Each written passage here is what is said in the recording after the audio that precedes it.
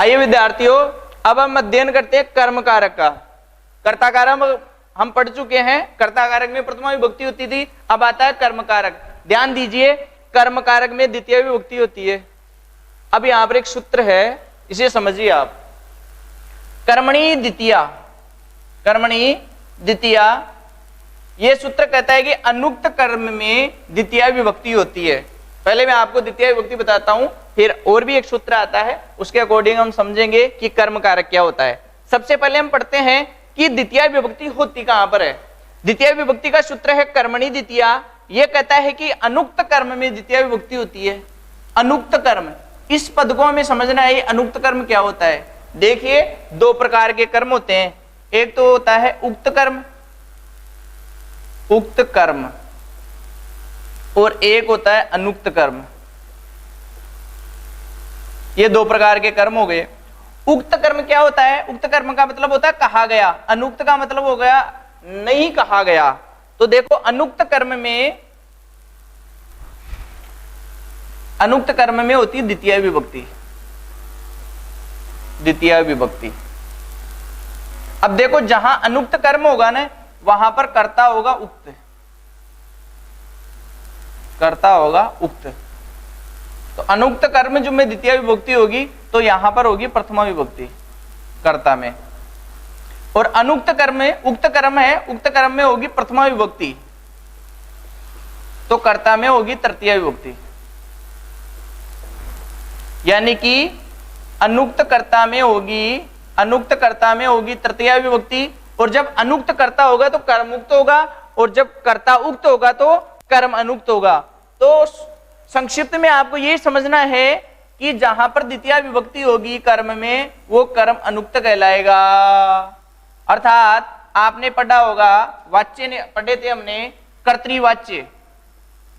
कर्तृवाच्य जो है उसमें कर्ता होता है, उसमें कर्म होता है अनुक्त।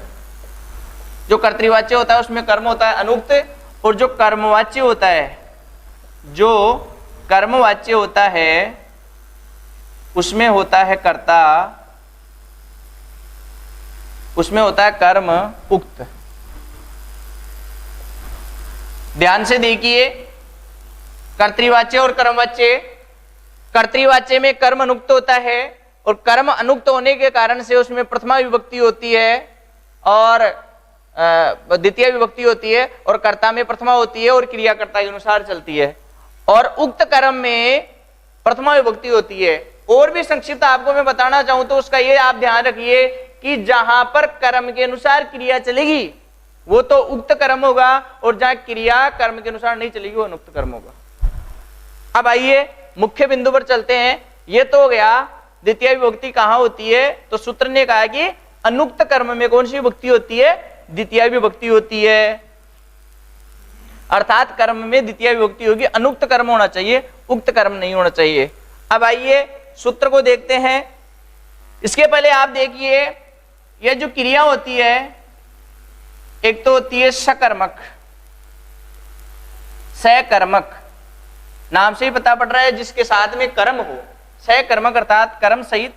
और एक होती है अकर्मक, जिसका कोई कर्म नहीं है, अकर्मक क्रिया। सकर्मक और अकर्मक क्रिया। सकर्मक में कौन सी आती है? पढ़ना, लिखना, अर्थात जिनके उत्तर आते हो। हम प्रश्न पूछ सकते हैं, क्या, कौन और कैसे। इन तीन प्रश्नों का अगर उत्तर आ जाए किसी भी धातु में, तो आप समझिए वो सकर्मक धातु की क्रिया है। और इन तीन प्रश्नों का अगर उत्तर नहीं आ रहा है, तो आप समझिए अकर्मक क्रिया की धातु है। प्रश्न कीजिए, पढ़ना। पहला प्रश्न है, क्या पढ़ता है? क्या पढ़ता है? पुस्तक पढ़ता है, उत्तर आ रहा है। कौन पढ़ता है? राम पढ़ रहा है, कृष्ण पढ़ रहा है, श्याम पढ़ रहा है, गोपाल पढ़ रहा है, उत्तर आ रहा है। कैसे पढ़ रहा है? बैठ के पढ़ रहा है, सो के पढ़ रहा है, तो क्रिया बता रहा है, तीनों के उत्तर आ रहे हैं। तो पढ़ धातु क्या होगी? सकर्मक। लिख, लिखना, क्या लिख रहा है? लेख लिख रहा है। कौन लिख रहा है? बालक लिख रहा है, बालिका लिख रही है। कैसे लिख रहा है? बैठे बैठे लिख रहा है, स्कूल में लिख रहा है, लेट के लिख रहा है, अवस्थाएं हैं। अब आप देखिए अकर्मक क्रिया, प्रश्न कीजिए। स्वप धातु, रुद्र धातु, स्वप अर्थात सोना, रुद्र यानी रोना, हस हंसना। पहला प्रश्न कीजिए, क्या सोता है? आया उत्तर? नहीं आया, अकर्मक हो गई। कौन सोता है? इसका आ सकता है उत्तर, लेकिन तीनों का आना चाहिए उत्तर। कैसे सोता है? इसकी पहले कोई विधि नहीं थी सोने की, सोना सोना होता है, इसलिए यह अकर्मक हो गई। रोना, क्या रोता है?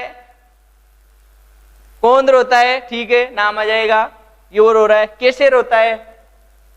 रोने की कोई हमारे वेदों में या हमारे कोई लोग में कोई विधि नहीं बताई गई है कि रोने की ये विधि होती है, इसलिए यह कर्मक है। हंसता है, क्या हंसता है? कैसे हंसता है? हंसने की भी कोई विधि नहीं है, और कौन हंसता है इसका आ सकता है। तो कहने का मतलब क्या का उत्तर नहीं आ रहा, तो यहीं पे यह अकर्मक हो गई। तो अकर्मक और सकर्मक ये दो प्रकार की क्रियाएं होती है, ये आपको ध्यान रखना है। अब इसमें एक सूत्र आता है, कर्तुरीप्सित तमम कर्म। कर्तु क्रिया आप तुम इष्टतमम कारकम कर्म संयम स्यात्। सूत्र है कर्तु रीप्सित तमम कर्म। कर्तु रीप्सित तमम कर्म, ये सूत्र कहता है कर्तु क्रिया आप तुम इष्टतमम कारकम कर्म संयम स्यात्। अर्थात समझिए इसको, कर्तु इसको अलग अलग करते हैं संधि विच्छेद करके। कर्तु ईप्सित, कर्तु ईप्सित, और एक है ईप्सित तमम। ध्यान रखना, तमम और ईप्सित ये दोनों में बड़ा गहरा संबंध है कर्म। यह सूत्र कहता है कि कर्ता को जो सबसे ज्यादा पसंद है उसको क्या कहते हैं? कर्म कहते हैं। और उस कर्म की क्या होगी? कर्म संज्ञा हो जाएगी। कर्म संज्ञा होने से क्या फल मिलेगा? उसमें कर्मणि द्वितीया सूत्र से द्वितीया विभक्ति हो जाएगी। ध्यान दीजिए, कर्ता जिस वस्तु को सबसे ज्यादा चाहता है, कर्ता जिस वस्तु को सबसे ज्यादा चाहता है, आपके सामने लड्डू भी हैं और रसगुल्ले भी हैं। अब आप चाहते तो दोनों ही हो, आपको लड्डू भी चाहिए और रसगुल्ले भी चाहिए, लेकिन आपको कह दिया जाए कि दोनों में से एक का ही चयन करना है, तो आप किसका चयन करोगे?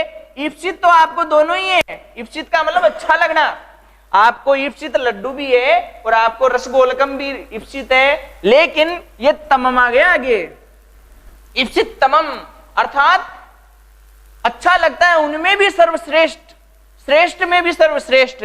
तो लड्डू और रसगोलकम, लड्डू अर्थात मोदकम, आपको मोदक दे दिया जाए सामने और आपको रसगोलकम दे दिया जाए, तो आप क्या सोचोगे? वह बालक सोचेगा कि मोदक तो और मिल जाएंगे बाद में, घर पे ही बना लेंगे, लेकिन रसगोलकम ने मेलिष्यति, अतः उसका ईप्सित तमम क्या रहेगा? रसगोलकम, अर्थात वो रसगुल्ले को पहले चयन करेगा। तो ध्यान दीजिए, यहां मेरा कहने का तात्पर्य यह है कि मोदक और रसगोलकम ये दोनों उसके ईप्सित है, लेकिन ईप्सित तमम क्या है? रसगोलकम, अर्थात सबसे ज्यादा इच्छित क्या है? रसगोलकम। तो जो सबसे ज्यादा उसको अच्छा लग रहा है कर्ता को, उसको कर्म संज्ञा होगी और कर्म मान करके उस पद में द्वितीय विभक्ति होगी। तो यहां पर वाक्य बनेगा बालक रसगोलकम खादती। बालक रसगुल्ला खाता है। रसगोलकम क्या है? बालक का ईप्सिततमम। ईप्सिततम जो पद होता है उसमें कर्म संज्ञा होती है। मुखम भुंजानो कर्तुरीप्सिततमम कर्म, कर्तुहु क्रिया आप तुम इष्टतमम कारकम कर्म संज्ञम स्यात्। मासेषु अश्वम बध्नाति। एक उदाहरण और समझते हैं। देवदत्त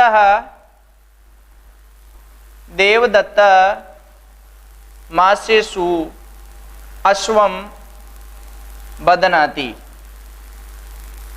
देवदत्त उड़द के खेत में घोड़े को बांधता है। देवदत्त मासेसु यानी उड़द के खेत में, अश्वम बदनाति यानी घोड़े को बांधता है। अब यहाँ देखिए क्रिया क्या है, बांधता है। बांधने वाला कौन है, देवदत्त। तो देवदत्त कौन हो गया, कर्ता। और कर्ता में कौन सी विभक्ति पढ़ी थी हमने, प्रथमा विभक्ति। प्रथमा विभक्ति है। क्रिया हमने पढ़ा था कि क्रिया कर्ता के अनुसार चल रही है, चल रही है। अब देखो देवदत्त को इप्सित तमम क्या है, देवदत्त को उड़द पसंद है या अश्व पसंद है। देवदत्त ने उड़द के खेत में घोड़े को क्यों बांधा, क्योंकि देवदत्त का इप्सित तमम, एक तो होता है इप्सित यानी अच्छा लगता है, उसका खुद का खेत है उड़द का, उसको खेत भी अच्छा लगता है, घोड़ा भी अच्छा लगता है। लेकिन यहां पर जो वो खेत में जाकर के घोड़े को बांध करके आया तो उसका इप्सित तमम क्या है, अश्व है, वहां उड़द नहीं है।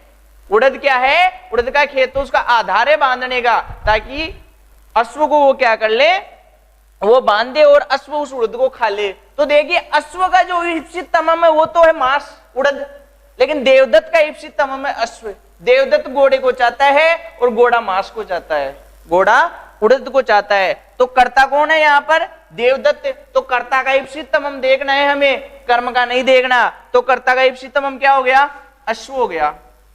इसलिए इस इप्सित तमम इस इप्सित तमम पद को क्या मान लिया गया, कर्म मान लिया गया, और इसमें कर्म संज्ञा हुई। और कर्म संज्ञा होने से देखो अश्व में द्वितीय विभक्ति हुई, कर्म ने द्वितीय से, इसलिए ये पद बना देवदत्त मासेसु अश्वम बदनाति। देवदत्त उड़द के खेत में घोड़े को बांधता है।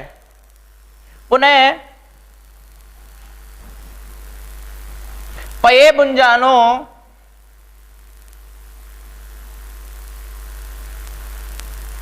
आइए अब हम एक एकतित के कर्म में भी एक दो प्रकार के कर्म होते हैं, एक होता है गौण कर्म और एक होता है मुख्य कर्म। गौण कर्म और एक होता है मुख्य कर्म। तो मुख्य कर्म में द्वितीय विभक्ति होगी, द्वितीय विभक्ति होगी मुख्य कर्म में इस सूत्र से, कर्मणि द्वितीय से, और कर्तुरिप्सित तमम कर्म से हो जाएगी कर्म संज्ञा।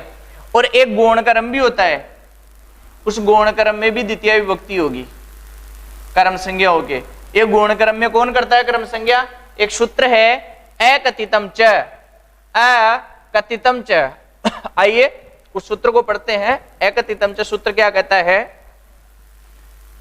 नाम से ध्यान पड़ रहा है हमें। अकथितम च अर्थात जो कहा गया नहीं है, अर्थात जो गौण है। देखिए अकथितम च, अकथितम च अपादान, अपादान आदि विशेषई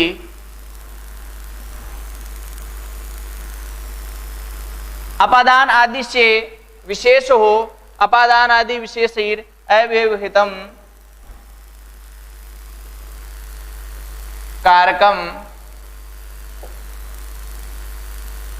कर्म संज्ञम स्यात्, कर्म संज्ञम स्यात्। अपादान आदि विशेषै अव्यवहितम कारकम कर्म संज्ञा स्यात्। ध्यान दीजिए, हमारे सामने दो कर्म आए थे, एक था मुख्य कर्म, एक था गौण कर्म। मुख्य कर्म में कर्तुरिप्सित तमम कर्म हमने जो सूत्र पढ़ा उससे कर्म संज्ञा होगी। एक गौण कर्म होता है। ये गौण कर्म क्या होता है, 16 धातु होती है, और 16 धातु और उसके अर्थ वाली जो धातु है उनके योग में ये सूत्र कहता है कि मैं द्वितीय विभक्ति करता हूं। यानी आपको ये लगेगा कि इसमें तो यार चतुर्थी विभक्ति होना चाहिए थी, इसमें तो पंचमी विभक्ति होनी चाहिए थी, लेकिन ना तो चतुर्थी होगी ना पंचमी होगी, उसमें द्वितीय होगी। किस कारण से, इस सूत्र के कारण से। ये सूत्र कहता है कि दुहे याच पच दंड रुध प्रच्छ ची ब्रू सास जी मथ मुश नी री कृष वह। ध्यान दीजिए, दुहे याच पच दंड रुद प्रच ची ब्रू सास जी मत मुश नी री कृष वह। 16 धातु हो गई। इन 16 धातु प्लस इनके अर्थ वाली धातु, इनके अर्थ वाली धातु, जैसे कोई भी धातु है उस धातु के समान कोई दूसरी धातु आ जाए अर्थ, जैसे ब्रू का मतलब होता है बोलना, ब्रू के साथ में बदला जाए तो केवल ब्रू फिक्स नहीं है, ब्रू का मतलब बोलना होता है, तो बोलने वाले की जितनी भी धातु है ना वो सारी ब्रू में आ जाएगी, यानी वो धातु प्लस उनके अर्थ वाली धातु। इन सब धातुओं के योग में एकतितम सूत्र से जो गौण कर्म होगा वो आपको पहचानना है। गौण कर्म आप कैसे पहचानोगे वो मैं आपको तरीका बताता हूं। उस गौण कर्म में इस सूत्र से इन धातुओं के योग में कर्म संज्ञा हो जाएगी, और जिसकी कर्म संज्ञा होगी उसके कर्मणि द्वितीया सूत्र से द्वितीय विभक्ति लग जाएगी। एक उदाहरण के माध्यम से समझते हैं। गोपाल है, गोपाल है गाम दुग्धम दोग्धी। गवाला गाय से दूध दोता है, गवाला गाय से दूध दोता है, तो देखिए गोपाल तो हो गया कर्ता, क्योंकि दोने वाला कौन है? कर्ता। गोपाल तो इसमें तो प्रथमा विभक्ति आ गई। ये दोग्धी क्या है? ये है क्रिया, क्रिया कर्ता के अनुसार। अब हमारे सामने दो पद बच रहे हैं, एक तो गाम और एक दुग्धम। अब बताइए मुख्य कर्म क्या है इसमें, कैसे पहचानेंगे? गोपाल गाय से दूध दोता है, मुख्य कर्म क्या है? दूध। गोपाल का इप्सित तमम क्या है? दूध। अगर उसको दूध की प्राप्ति नहीं होती तो हो सकता है कि शायद वो गाय ही नहीं रखता, उसको दूध की आवश्यकता है इसलिए वो गाय को रख रहा है। तो गोपाल का इप्सित तमम क्या है? यद्यपि इप्सित तो दोनों ही है, गाय भी है दूध भी है, गाय नहीं होगी तो दूध कहां से आएगा? लेकिन दूध है जब भी तो वो गाय को रख रहा है। अगर दूध की प्राप्ति नहीं होती तो हो सकता है वो गाय को नहीं रखता, इसलिए इप्सित तमम वो दूध क्यों दो रहा है गाय से? क्योंकि उसका इप्सित तमम क्या है? दुग्ध। तो इप्सित तमम मुख्य कर्म हो गया गोपाल का दुग्ध, ये तो हो गया मुख्य कर्म। तो इस मुख्य कर्म में तो कर्तुर इप्सित तमम कर्म से कर्म संज्ञा हो जाएगी। और अब आ जाइए गाम, गाय से दूध दोता है, तो देखिए यहां पर भाव लग रहा है, वैसे तो पंचमी विभक्ति का लग रहा है भाव, गाय से दूध दोएगा, जो गाय से जब दूध दोएगा तो गाय से अलग होगा दूध, तो अपादान में पंचमी विभक्ति होनी चाहिए। लेकिन ये सूत्र आ गया, ये सूत्र कहते हैं अगर दूहे धातु आ जाए तो पंचमी नहीं करने दूंगा, फिर आपको कर्म संज्ञा करनी पड़ेगी। तो इस धातु के योग में यहां योग तो बन रहा था पंचमी का, लेकिन इस धातु के आ जाने के कारण से इस सूत्र ने कहा कि चाहे पंचमी का योग बनो चाहे चतुर्थी का योग बनो, पहले कह दिया उसने अपादान आदि विशेष ही रहे कारकम कर्म संज्ञम शायद किसी का भी योग बने, अरे 16 धातु और इनके अर्थ वाली अगर धातु आ जाएगी तो फिर आपको उसमें क्या करना पड़ेगा? कर्म संज्ञा करना पड़ेगा। तो इस गो शब्द में इसने कर्म संज्ञा कर दी साहब, और कर्म संज्ञा इसमें कर दी, ये गुण कर्म हो गया, और कर्म संज्ञा होने पर वो कर्मणि द्वितीय जो सूत्र था उसने इन दोनों पदों में मुख्य कर्म और गौण कर्म इन दोनों में द्वितीय विभक्ति कर दी, और वाक्य बन गया गोपाल गाम दुग्धम दोग्धी। अर्थ वही बनेगा, गोपाल गाय से दूध दोता है, लेकिन यहाँ पर पंचमी विभक्ति नहीं है, यहाँ कौन सी विभक्ति आई? यहाँ पर द्वितीय विभक्ति आई। तो ये हो गया दुह धातु का योग में द्वितीय विभक्ति हो। अब आगे पढ़ते हैं। तो देखिए गोपाले गाम दुग्धम दोग्धी, अर्थात गोवाला गवाला गाय से दूध दोहता है। तो यहां पर जो दोग्धी पद है ये क्रिया है, और इसमें दुह धातु है, दुह का मतलब दूना होता है, और यहाँ पर गोपाल करता है, और दो कर्म आ गए, एक गाम आ गया, एक दुग्धम, दुग्धम आ गया मुख्य कर्म, और गौण कर्म आ गया गाम अर्थात गो शब्द। तो ये जो गौण आया इसमें एकतितम च सूत्र से कर्म संज्ञा होकर के और कर्मणि द्वितीय से द्वितीय विभक्ति होकर के गाम बन गया। दूसरा उदाहरण देखिए, माता तंडुलान ओदनम पचती, अर्थात माता चावलों से भात बनाती है, भात बनाती है। तो ये सूखे चावल है, और ओदन का अर्थात बने हुए चावल तैयार हुए जिन्हें भात कहा जाता है। तो बनाने वाली कौन है? माता, और पच धातु का योग आ गया। तो देखो यहाँ पर दो कर्म है, एक तंडुलान और एक ओदनम। ओदनम यानी चावल बने हुए, और तंडुलान यानी सूखे। तो देखो माता का मुख्य उद्देश्य क्या है? भात। इप्सित तमम क्या है? भात। और उस बात को बनाने के लिए क्या किसकी आवश्यकता पड़ी? तंडुल की। तो यहाँ पर वैसे तो तृतीय विभक्ति का योग बनता है कि माता चावलों से भात बनाती है, क्योंकि साधन है, साधन में तृतीय विभक्ति होती है। लेकिन यहाँ पच धातु आने के कारण से एकतितम ने कहा कि यहाँ पच धातु आ गई, इसलिए यहाँ जो गौण कर्म है उसमें तृतीया नहीं करेंगे, उसमें कर्म संज्ञा होगी, फिर कर्म संज्ञा होगी कर्मणि द्वितीय से द्वितीय विभक्ति होकर के और तंडुलान हो गया। तीसरा वाक्य देखिए, याचक बलिम वसुधाम याचते। याचक बलि से वसुधा यानी पृथ्वी मांगता है, याचक बलि से वसुधा मांगता है, अर्थात पृथ्वी मांगता है। तो देखो यहां मांगने वाला कौन है? याचक, ये कर्ता हो गया और याच धातु का योग गया। तो यहां पर दो कर्म है, एक बलिमर एक वसुधाम। तो याचक का मुख्य उद्देश्य क्या है? इप्सितमम क्या है? उसकी वसुधा है। और किससे मांग रहा है? बलि से मांग रहा है। तो बलि से मांग रहा है, यहाँ पंचमी होना चाहिए वैसे तो, क्योंकि बलि के पास पृथ्वी है, तो पृथ्वी मांगेगा तो बलि से तो अलग हो जाएगी पृथ्वी, तो पंचमी होनी चाहिए। लेकिन वही याच धातु का योग आ गया, याच धातु आने के कारण से यहाँ पर बलि पद में कर्म संज्ञा हो गए एकतितम से और कर्मणि द्वितीय से द्वितीय विभक्ति हो जाएगी। इसी प्रकार स दंडम गाम रुणदी, वह डंडे से गाय को रोकता है। सह वह डंडे से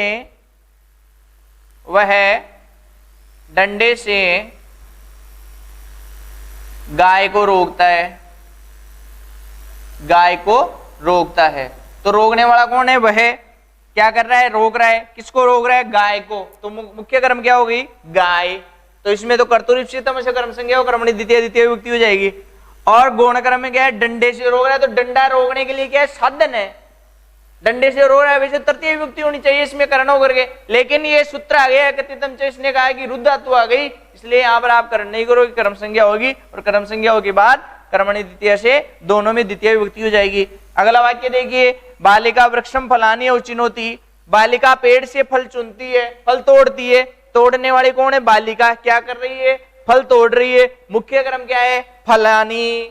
तो फलानी जो पद है इसलिए मुख्य कर्म हो गया, इसमें कर्तुरीप्सितम कर्म से कर्म संज्ञा हो जाएगी। और कहां से तोड़ रही है? पेड़ से। तो जब पेड़ से फलों को तोड़ेगी तो पेड़ से फल अलग हो जाएंगे। यहाँ पर वैसे तो अपादान संज्ञा का योग बनता है, पंचमी विभक्ति का योग बनता है, लेकिन ची धातु आ जाने के कारण से एकतितम जैसे कर्म संज्ञा होगी, कर्मणि द्वितीय से दोनों में द्वितीय विभक्ति बन जाएगी। क्या बनेगा?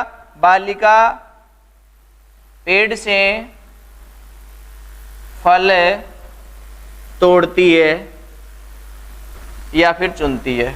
आइए आगे देखते हैं। आइए दुह याच पच दंड रुध और ची धातु के बाद में चलते हैं हम ब्रु धातु पर। ब्रु का मतलब होता है बोलना। वाक्य हमारे सामने, गुरु मानवकम धर्मम ब्रूते, अर्थात गुरु मानव कहते बालक को, गुरु बालक के लिए धर्म की शिक्षा देते हैं। गुरु बालक के लिए या मानव के लिए धर्म की शिक्षा देते हैं, धर्म की शिक्षा देते हैं। अब देखो देने वाले कौन है? गुरु। कर्ता गुरु हो गया, प्रथमा विभक्ति है, ब्रूते है ही क्रिया है यहाँ पर धातु। अब यहाँ पर हमारे सामने दो पद है, एक है मानवक एक धर्म है। तो गुरु का मुख्य इप्सित तमम क्या है? उसके सामने तो जो भी बैठेंगे वो उनको सबको धर्म की शिक्षा देंगे। तो गुरु का इप्सित तमम हो गया धर्म। तो धर्म में कर्तुरीप्सित तमम कर्म से कर्म संज्ञा हो जाएगी। दूसरा पद हमारे सामने बचा मानवक। मानवक के लिए अर्थात बालक के लिए। वैसे तो यहाँ संप्रदान का योग बन रहा है, चतुर्थी विभक्ति का योग बन रहा है, लेकिन वृद्ध अथवा आने के कारण से एकतितम च सूत्र से यहाँ पर कर्म संज्ञा होगी और मानवक में क्या होगी? देखो द्वितीय विभक्ति हुई है। गुरु शिष्यम ज्ञानम शास्ति, इसका भी तात्पर्य वही है। गुरु शिष्य को क्या बताते हैं? ज्ञान की शिक्षा देते हैं या फिर ज्ञान बताते हैं। तो यहां देखो ज्ञान की शिक्षा देने वाले बताने वाले कौन है? गुरु। और सास धातु का प्रयोग हो गया, तो गुरु क्या बता रहे हैं? ज्ञान बता रहे हैं, ज्ञान की शिक्षा। तो ज्ञान क्या हुआ? इप्सित तमम हो गया गुरु का, कर्म संज्ञा हो जाएगी। और एकतितम शिष्य पद में क्या हो जाएगी? कर्म संज्ञा हो जाएगी। तो यहाँ चतुर्थी का योग था, लेकिन फिर भी यहाँ पर संप्रदान के योग को उठा करके और एकतितम से यहाँ पर कर्म संज्ञा हुई, दोनों में कर्मणि द्वितीय से द्वितीय विभक्ति हो जाएगी। वाक्य बन जाएगा गुरु शिष्यम ज्ञानम शास्ति। राजा शत्रुम राज्यम जयति, राजा शत्रु से राज्य को जीतता है। जीतने वाला कौन है? राजा। क्या करता है? जीतता है। क्या जीतता है? राज्य। तो राजा का मुख्य कर्म क्या हो गया? राज्य जीतना। अब किससे जीत रहा है वो? शत्रु से। तो जब शत्रु से राज्य को जीतेगा तो राज्य शत्रु से अलग हो जाएगा, तो वैसे यहाँ पदान का योग बन रहा है। लेकिन एकतितम जो सूत्र कहता है कि अगर जी धातु का योग आ जाए तो वहां पर आपको गौण कर्म में भी कर्म संज्ञा करनी है। तो यहाँ पर शत्रु पद में कर्म संज्ञा हो गई कर्मणि द्वितीय से, मुख्य कर्म और गौण कर्म दोनों में द्वितीय विभक्ति हो गई। देव समुद्रम अमृतम मतनाति, देवता लोग समुद्र से अमृत मतते हैं, समुद्र से अमृत निकालते हैं, अमृत मतते हैं। तो देखिए यहाँ पर देवताओं का मुख्य कर्म क्या है? अमृत को मथना। तो मत धातु आने से मुख्य कर्म तो अमृत हो गया, कर्म संज्ञा हो जाएगी। और किससे मत रहे हैं? समुद्र से, ये गौण कर्म हो गया। तो जब समुद्र से अमृत मतेंगे तो समुद्र से अमृत अलग होगा। तो वैसे तो पदान का योग बन रहा है, लेकिन मत धातु आने के कारण से एकतितम जैसे कर्म संज्ञा हो जाएगी, कर्मणि द्वितीय से दोनों पदों में द्वितीय विभक्ति हो जाएगी। वाक्य बनेगा देव समुद्रम समुद्रम अमृतम मथनाति। अगला वाक्य देखिए, स रमेशम शतम उष्णाति, वह रमेश के 100 रुपए चुराता है। तो चुराने वाला कौन है? वह क्या करता है? चुराता है। कितने पैसे चुराता है? 100 रुपए चुराता है। किससे चुराता है? रमेश से। तो रमेश से जब 100 रुपए चुराएगा तो रमेश के पास 100 रुपए कम हो जाएंगे। तो देखिए यहाँ पर मुख्य कर्म है उसका 100 रुपए, उसका इप्सितमम रमेश नहीं है, उसको तो 100 रुपए चाहिए, वो चाहे रमेश के चुराए चाहे गणेश के चुराए। तो रमेश के चुरा लिया तो मुख्य कर्म उसका शतम है, और रमेश जो है वो गौण कर्म हो गया मुझ धातु के योग में। तो यहाँ पंचमी का योग बन रहा था, लेकिन एकतितम से मुझ धातु के योग में रमेश पद में कर्म संज्ञा हुई और कर्मणि द्वितीय से दोनों पदों में क्या हो जाएगी? द्वितीय विभक्ति हो जाएगी। आइए आगे चलते हैं। देखिए आगे धातु है मुझ के बाद में नी री कृष वह, ये 4 धातु है। नी का मतलब होता है ले जाना, री का मतलब होता है हरना, कृष का मतलब होता है खींचना, और वह का मतलब होता है ढोना। तो यहाँ पर हमने एक वाक्य लिखा है, कृषक ग्रामम अजाम नयति हरति कर्षति। कृषक अर्थात किसान गांव में बकरी को ले जाता है। नयति अर्थात ले जाता है, हरती अर्थात हरता है, और कर्षति का मतलब खींचता है, खींचता है, और वहती अर्थात ढोता है। देखिए वाक्य, किसान गांव में बकरी को ले जाता है, हरता है, खींचता है और ढोता है। तो यहां मुख्य कर्म क्या है? बकरी, अजाम। मुख्य कर्म क्या है यहाँ पर? अजाम। और गौण कर्म क्या है? गांव में। तो देखो गांव क्या है? स्थान है। तो स्थान में क्या होती है? आधार है ले जाने का, गांव। तो वैसे तो इसमें सप्तमी विभक्ति हो जानी चाहिए आधारो अधिकरणम से, लेकिन एकतितम जो सूत्र कहता है कि नी री कृष वह, इन धातुओं के योग में गौण कर्म में कर्म संज्ञा होगी। तो यहाँ पर जो ग्राम पद है इसकी कर्म संज्ञा होगी, और कर्मणि द्वितीय से ग्राम और अजा दोनों शब्दों में द्वितीय विभक्ति होकर के बनेगा कृषक ग्रामम अजाम नयति हरति कृषति वहति वाह। अब आप ध्यान दीजिए, ये 16 धातु तो ये हो गई। दु है याच पच दंड रुद्र प्रच ची ब्रू सास जी मत मुश्र नी री कृष वह, ये 16 धातु तो ये, और इनके अर्थ वाली जितनी भी धातु होगी इनके समकक्ष उन धातुओं के अर्थ में भी इस सूत्र से गौण कर्म में कर्म संज्ञा होगे और कर्मणि द्वितीय से द्वितीय विभक्ति होकर के द्वितीय विभक्ति में वाक्य बनेगा। अब आइए द्वितीय विभक्ति में हम उपपद विभक्ति देखते हैं। उपपद विभक्ति में कौन कौन से पदों के योग में द्वितीय विभक्ति होती है, आइए देखते हैं। आइए उपपद विभक्ति देखते हैं विद्यार्थियों। उपपद विभक्ति, उपपद विभक्ति क्या होती है? मैंने आपको पहले भी बताया था, कारक विभक्ति में नियमानुसार कार्य होता है। उपपद विभक्ति में क्या होता है? या तो कोई पद दे दिया जाता है या कोई शब्द दे दिया जाता है, और डायरेक्ट कहा जाता है सीधा सीधा कि इसके योग में ये विभक्ति होगी, उसे उपपद विभक्ति कहते हैं। पहला सूत्र उपपद विभक्ति का, अभितय परितय समया निक्षा हा प्रतियोगे अपि। ये सूत्र कहता है कि अभितय के योग में परितय समया निक्षा हा और प्रति, इन सभी पदों के योग में कौन सी विभक्ति होती है? द्वितीय विभक्ति होती है। कारक विभक्ति में तो पहले संज्ञा होती है, एक कर्म संज्ञा हो गई, फिर कर्मणि द्वितीय से द्वितीय विभक्ति हो गई। यहां पर क्या होता है, ये डायरेक्ट विभक्ति करता है। तो अभितय परितय समया निक्षा हा प्रति, इनके योग में द्वितीय विभक्ति होती है। अभितय का मतलब होता है दोनों ओर, दोनों ओर। परितय का मतलब होता है चारों ओर। समय का मतलब होता है समया का निकट, पास में। निक्षा का मतलब भी होता है निकट। हा का मतलब होता है धिक्कार, और प्रति का मतलब होता है की ओर। योग्य पी अर्थात इनके योग में भी क्या होता है? द्वितीय विभक्ति होती है। आइए उदाहरण देखते हैं, अभितय का देखते हैं। विद्यालयम, अभितय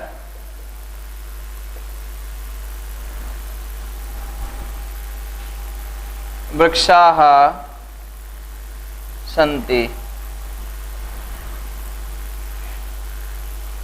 विद्यालय के दोनों ओर वृक्ष है। तो देखो प्रश्न आता है कि दो तरीके से आता है।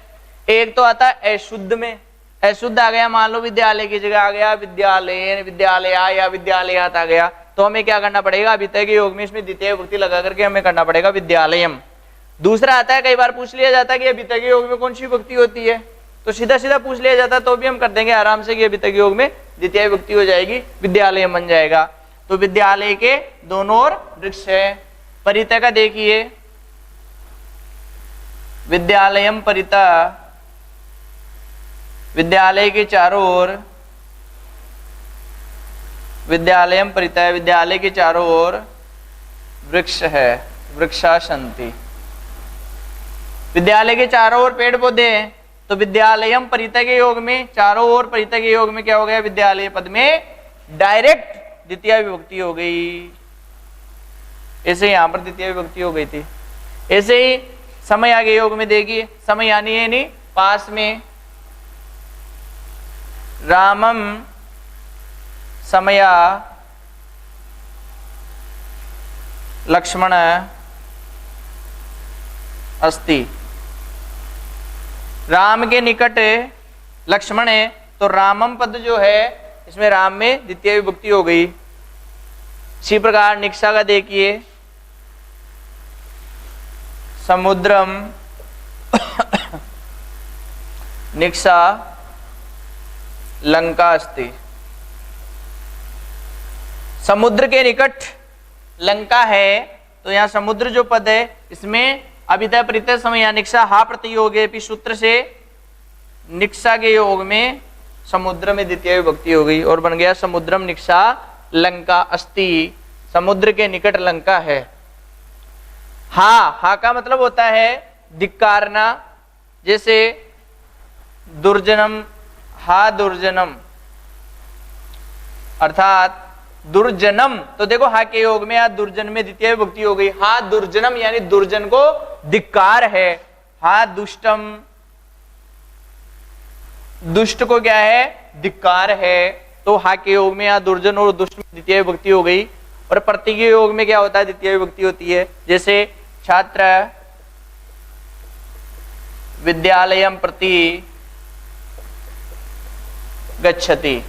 छात्र विद्यालय की ओर जा रहा है, तो कहां जा रहा है? विद्यालय की ओर जा रहा है, तो विद्यालय में द्वितीय विभक्ति हो गई इस प्रति के योग में। तो यहां पर बन गया छात्र विद्यालय की ओर जा रहा है या जाता है। आइए आगे चलते हैं। हाँ विद्यार्थियों ध्यान दीजिए, सूत्र है हमारा उपपद विभक्ति के बाद में उभय सर्व तसो कार्या दिगुपर्यादिषु त्रिषु द्वितीया आम्रे डितान्तेषु ततो अन्यत्रापि दृश्यते। उभय सर्व तसो कार्या अर्थात उभ और सर्व शब्द जिसमें तस प्रत्यय जुड़ा हो, तो उभ में जब तस प्रत्यय जोड़ेंगे तो बनेगा उभयतः, और सर्व में तस जोड़ेंगे तो बनेगा सर्वतः। यानी तस प्रत्यय युक्त उभ और सर्व शब्द, और दिक अर्थात धिक्कार, ऊपरी ऊपरी आम्रेडित शब्द हो जाएंगे, दो बार आएंगे। ऊपरी ऊपरी अर्थात ऊपरी ऊपर, अद्यदि अर्थात बीच बीच में, और अदय दो यानी नीचे ही नीचे। इन पदों के योग में डायरेक्ट द्वितीय विभक्ति होगी। तो पहले आ जाइए आप उभयता में। उभयता का तात्पर्य क्या होता है? दोनों ओर। उदाहरण है हमारे सामने, विद्यालयम उभयते नदी अस्ति, अर्थात विद्यालय के दोनों ओर, विद्यालय के दोनों ओर नदी है, विद्यालय के दोनों ओर नदी है। तो देखो यहां पर जो उभयता पद है इसके योग में विद्यालयम पद में द्वितीय विभक्ति हो गई और वाक्य बना विद्यालयम उभयते नदी अस्ति। दूसरा वाक्य देखो, सर्वते, सर्वता का तात्पर्य होता है चारों ओर, तो चारों ओर के योग में भी द्वितीय विभक्ति होगी। तो यहाँ पर देखिए ग्रामम सर्वते वनम अस्ति, अर्थात गांव के चारों ओर वन है। तो यहाँ पर सर्वते के योग में ग्राम पद में द्वितीय विभक्ति हो गई और अर्थ बना गांव के चारों ओर वन है, गांव के चारों ओर वन है। तो यहाँ पर सर्वत के योग में ग्राम पद में द्वितीय विभक्ति हो गई, ग्रामम सर्वत वनम अस्ति, गांव के चारों ओर वन है। तीसरा वाक्य देखिए, दिक के योग में भी द्वितीय विभक्ति होगी। तो चोरम दिक यानी चोर को धिक्कार है, चोर को धिक्कार है, यहाँ पर डायरेक्ट द्वितीय विभक्ति हो गई। इसी प्रकार आगे देखिए, ऊपरी ऊपरी यानी ऊपर ही ऊपर, तो लोकम ऊपरी ऊपरी हरि, तो यहाँ लोक पद में ऊपरी ऊपरी आम्रेडित पद के योग में इसमें द्वितीय विभक्ति हो गई और वाक्य बन गया लोकम ऊपरी ऊपरी हरि, अर्थात संसार के ऊपर ऊपर हरि है। भवनम अद्यदि कूपे अस्ति, अद्यदि अर्थात बीच बीच में, यानी भवन के बीच बीच में कुआं है। अद्यदि के योग में भवन पद में द्वितीय विभक्ति हो जाएगी, वाक्य बनेगा भवनम अद्यदि कूपे अस्ति, भवन के बीच बीच में कुआं है। अंतिम वाक्य देखिए, अधो अधो अधो अधः, अर्थात नीचे ही नीचे। तो तीन पद हो गए हमारे पास में, ऊपरी ऊपरी, अद्यदि यानी बीच बीच में, और अधो अधः यानी नीचे ही नीचे। तो अधः यानी नीचे ही नीचे, तो भवनम भवनम अधो अधः, अर्थात भवन के नीचे नीचे, जलम अस्ति, जलम अस्ति। तो इस वाक्य में जो अधोअधः है इसके योग में भवन पद में क्या हुई? डायरेक्ट द्वितीय विभक्ति हो गई। तो भवनम अधोअधः जलम अस्ति वाक्य बन गया। आइए एक सूत्र और देखते हैं, उसके बाद में हमारी द्वितीय विभक्ति कंप्लीट हो जाएगी। एक सूत्र है अंतरा अंतरेण द्वितीया, अंतरा अंतरेण द्वितीया। वो सूत्र कहता है अंतरा अंतरेण द्वितीया कि मैं द्वितीय विभक्ति करता हूं कहां पर? अंतरा अंतरेण द्वितीया। इन दो पदों के योग में द्वितीय विभक्ति करता हूं। पहला पद है अंतरा, अंतरा का मतलब होता है बीच में, और दूसरा पद है अंतरेण, अंतरेण का तात्पर्य होता है बिना। इन दो पदों के योग में द्वितीय विभक्ति करता हूं। कैसे? जैसे उदाहरण देखते हैं, रामम श्यामम च अंतरा गोपाल अस्ति। राम और श्याम के बीच में गोपाल है, राम और श्याम के बीच में गोपाल है। तो देखो यहां पर राम और श्याम दोनों में द्वितीय विभक्ति है, रामम श्यामम। कैसे हुई? अंतरा के योग में, अंतरा पद आ जाने के कारण से राम और श्याम दोनों में द्वितीय विभक्ति हो जाएगी। तो रामम श्यामम च अंतरा गोपाल अस्ति। इसी प्रकार अंतरेण के योग में भी द्वितीय विभक्ति होती है। जैसे अंतरेण हरिम नास्ति सुखम, अंतरेण हरिम नास्ति सुखम, अर्थात हरि के बिना सुख नहीं है, हरि के बिना सुख नहीं है। तो देखिए हरि के बिना, तो बिना अंतरेण का मतलब हो गया बिना, तो अंतरेण के योग में हरि में द्वितीय विभक्ति हो गई और बन गया हरिम अंतरेण, अर्थात हरि के बिना नास्ति यानी नहीं है, सुखम नास्ति। तो इस सूत्र को ध्यान रखना है, अंतरा अंतरेण द्वितीया, अंतरा और अंतरेण के योग में द्वितीय विभक्ति होती है। तो अब तक हमने जो द्वितीय विभक्ति के उदाहरण देखे हैं, एक बार मैं आपको रिवाइज कर देता हूं, फिर हम आगे तृतीय विभक्ति पढ़ेंगे। द्वितीय विभक्ति में हमने सूत्र पढ़ा था, पहले कर्तुर इष्टितमम कर्म, वो सूत्र कहता था कि कर्तु क्रिया आप तुम इष्टतमम कारकम कर्म संज्ञम स्यात्, अर्थात कर्ता जिस अपनी क्रिया के द्वारा जिसको सर्वाधिक पसंद करता है, सर्वाधिक इप्सित है, उसका इप्सित तमम है, उसमें कर्म संज्ञा होती है, और जिसकी कर्म संज्ञा होती है कर्मण्य द्वितीय से उसकी द्वितीय विभक्ति होती है। उसके बाद में हमने पढ़ा एकतीतम च, दो प्रकार के कर्म होते थे, मुख्य कर्म होता था, एक गौण कर्म होता था। मुख्य कर्म में कर्तुरीप्सितम कर्म से कर्म संज्ञा होगी, गौण कर्म में एकतीतम से होगी 16 धातु और उनके अर्थ वाली धातु आई थी, दुहे आच पच दंड रुद इत्यादि धातु आई थी, और उनके अर्थ वाली धातुओं के योग में एकतीतम से कर्म संज्ञा होगी, और कर्मणि द्वितीय से गौण कर्म और मुख्य कर्म दोनों में द्वितीय विभक्ति होगी। बहुत सारे हमने उदाहरण देखे थे। उसके बाद में हमने देखा उपपद विभक्ति में अभितय परितय समयानिक्षा हा प्रतियोगी अपि, इस सूत्र से अभितय परितय समयानिक्षा हा और प्रतियोग में द्वितीय विभक्ति होती है। बहुत सारे उदाहरण हमने बनाए। उसके बाद में हमने सूत्र देखा उभय सर्व तसो कार्या दिगुपर्यादिषु त्रिषु द्वितीयाम्रे डितान्तेषु ततोन्यत्रापि दृश्यते। सूत्रानुसार हमें ज्ञात हुआ कि उभयते के योग में, दोनों ओर के योग में, सर्वतः चारों ओर के योग में हा प्रति, ऊपरी ऊपरी, अदय अदय और अद्यदि इनके योग में द्वितीय विभक्ति होती है उपपद विभक्ति में। और अंतिम सूत्र हमने देखा अंतरांतरेण युक्ते, अंतरा और अंतरेण के योग में द्वितीय विभक्ति होती है। कारक में मुख्यतः यही द्वितीय विभक्ति में